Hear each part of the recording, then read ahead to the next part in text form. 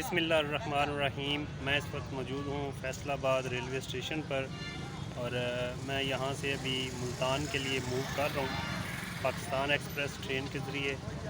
और 12:30 बजे तक तकरीबन जो ट्रेन है वो यहाँ से रवाना होगी। यहाँ फैसलाबाद रेलवे स्टेशन के बाहर एक पुराना इंजन जो किसी वक्त इस रेलवे ट्रैक पर चलता था वो मौजूद है। इसको शो पीस के तौर पर यहाँ रखा हुआ है। ये स्टीम इंजन है जो कि भाप और कोयले की मदद से चलाया जाता था। रेलवे स्टेशन पर काफ़ी चहल पहल है। कुछ मुसाफिर गाड़ी का इंतज़ार कर रहे हैं और कुछ जो गाड़ी अभी आई है उससे उतर कर जो है अपनी अपनी मंजिल की तरफ रवाना हुआ है। मैंने सोचा अभी गाड़ी आने में काफ़ी वक्त बाकी है तो आपको रेलवे स्टेशन की कुछ झलकियाँ दिखा दी जाएँ।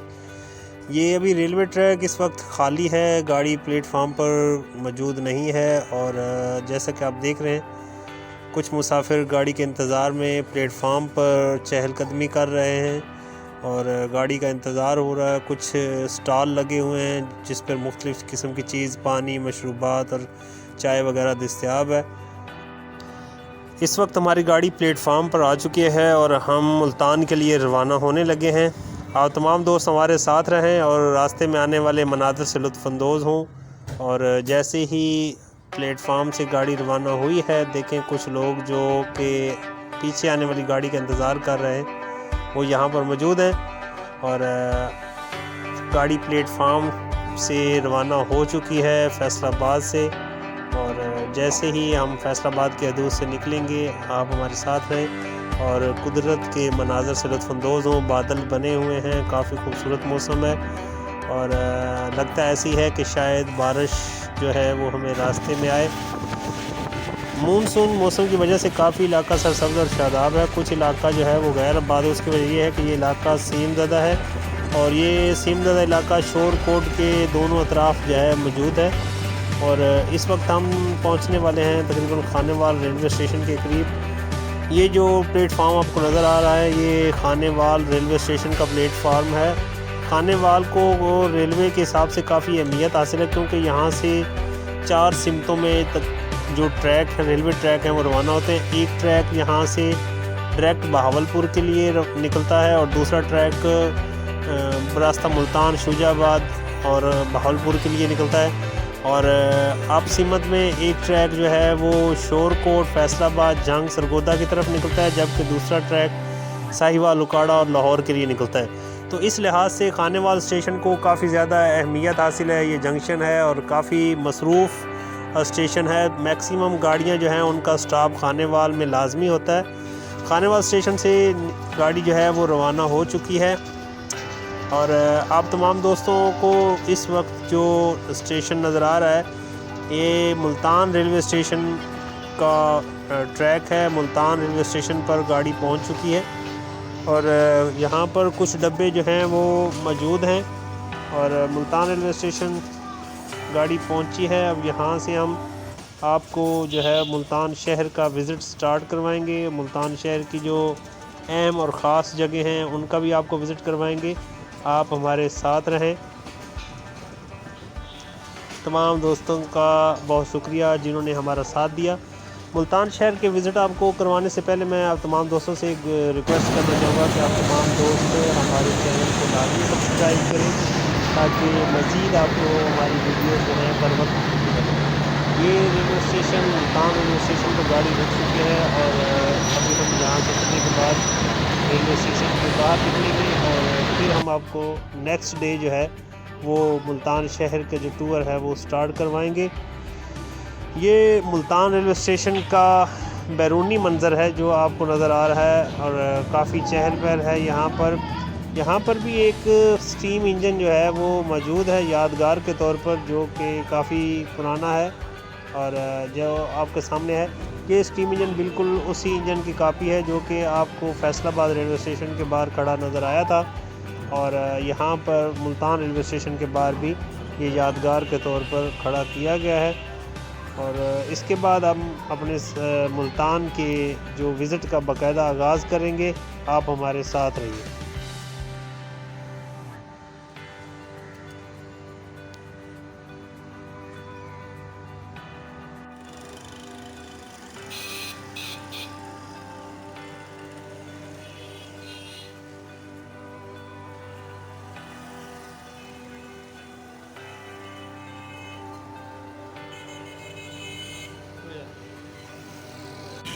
बिस्मिल्लाहिर्रहमानिर्रहीम। मैं इस वक्त मौजूद हूँ मुल्तान शहर के अंदर अब्दाली रोड पर। अब्दाली रोड के एक तरफ अब्दाली मस्जिद है, जबकि दूसरी तरफ कार्डियोलॉजी सेंटर है, परवेज राय कार्डियोलॉजी सेंटर है।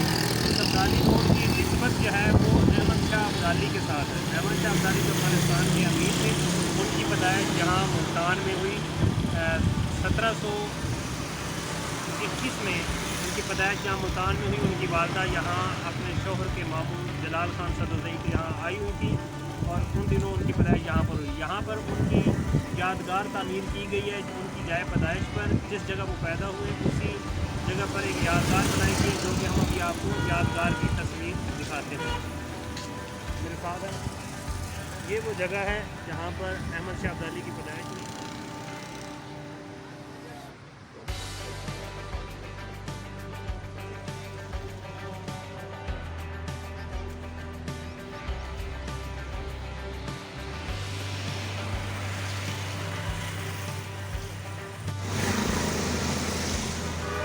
जी नाज़रीन, इस वक्त मैं मौजूद हूँ मुल्तान शहर में घंटाघर चौक पर। ये जो बिल्डिंग आपको सामने नज़र आ रही है, ये मुल्तान का घंटाघर है और ये भी मुल्तान की एक अहम तरीन जगहों में से एक ख़ास जो है वो मुकाम है। और ये घंटाघर चौक जो है, यहाँ पर जैसा कि आप देख रहे हैं, ये किला कहना कासम बाग का जो है वो मेन इंट्रेंस यहीं से है। साथ हुसैना का ही मेन बाज़ार है, जो कि मुल्तान शहर की काफ़ी मसरूफ़ मार्केट है। हर लिहाज से यहाँ पर कपड़ा, इलेक्ट्रॉनिक्स और दीगर तमाम किस्म की जो सहूलियात हैं वो यहाँ पर मौजूद हैं। ये बिल्कुल घंटाघर के साथ ये बाज़ार वाक़ है। तकरीबन 1.5 किलोमीटर लंबा ये बाज़ार बहुत ही मसरूफ़ तरीन मार्केट है। जो मनाज़िर आपको दिखा रहे हैं, ये किला कहना कासम बाग, जिसे कासम फोर्ट भी कहा जाता है, ये मौजूद है। और यहाँ पर अभी हम आपको मज़ार शाह रुकन आलम का विज़िट करवाएंगे।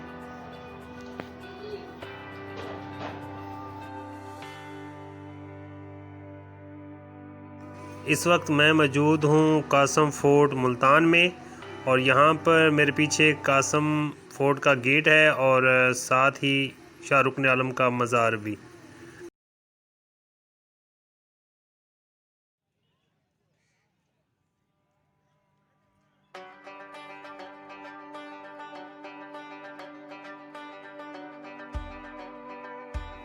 इस वक्त मैं मौजूद हूँ शाह रुकन आलम के दरबार के बाहर और अभी हम आपको दरबार के अंदर ले चलते हैं और अंदर का व्यू दिखाते हैं। हमारे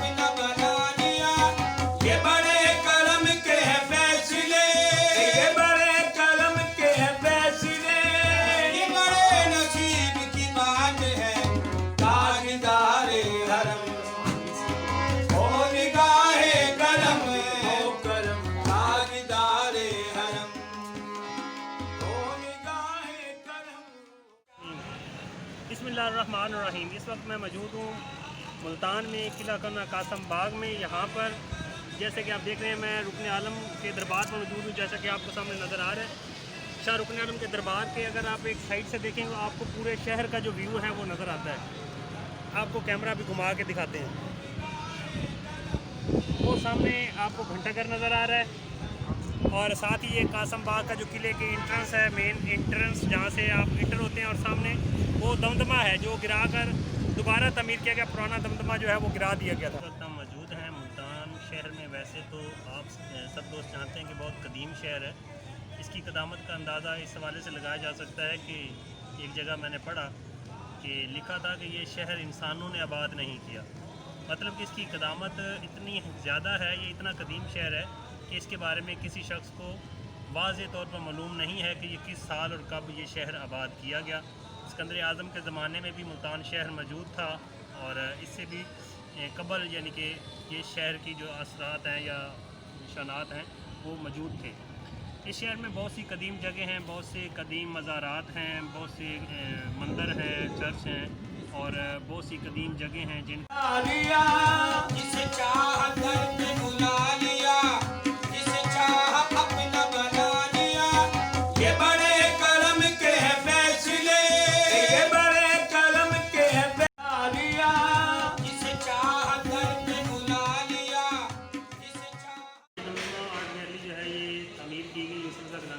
दोबारा से यहाँ पर पहले कदीम दमदमा मौजूद था जिसे गिराकर ये आर्ट गैलरी बनाई गई। इसके अंदर मुख्तलिफ आर्ट के नमूने रखे गए जो कि हम आपको दिखाएंगे हमारे साथ।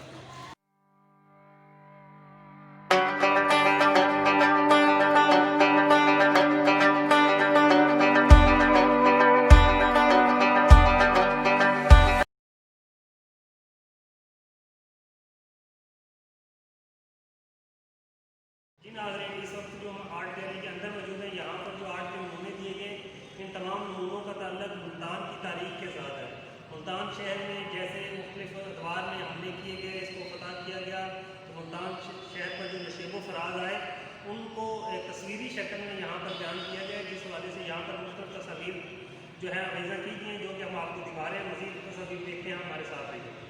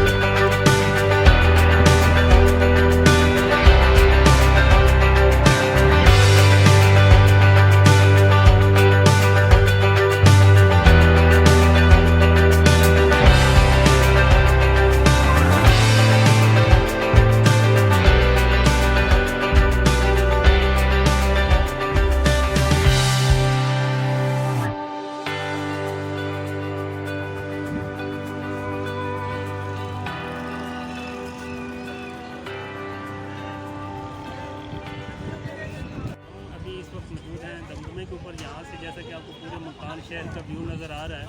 मुल्तान शहर के हवाले से एक बात आपको बताता चलूँ कि मुल्तान शहर का जो कदीम हिस्सा था वो एक किला बंद शहर था, जिसको मुख्तलिफ दरवाज़ों के ज़रिए जो है वो जोड़ा गया था। और ये दरवाज़े जो थे ये शहर में आमदरफ्त का वाहिद ज़रिया थे। इन दरवाज़ों में पाक गेट, हरम गेट, दौलत गेट, दिल्ली गेट और ये जो अहम दरवाज़े हैं शहर के, ये दरवाज़े थे। इन दरवाज़ों के अंदर आज जो मुल्तान शहर की मार्केट है, कदीम मार्केट जो है वो इन्हीं शहर के इन्हीं दरवाज़ों के अंदर मौजूद है। तो अब हम आपको नेक्स्ट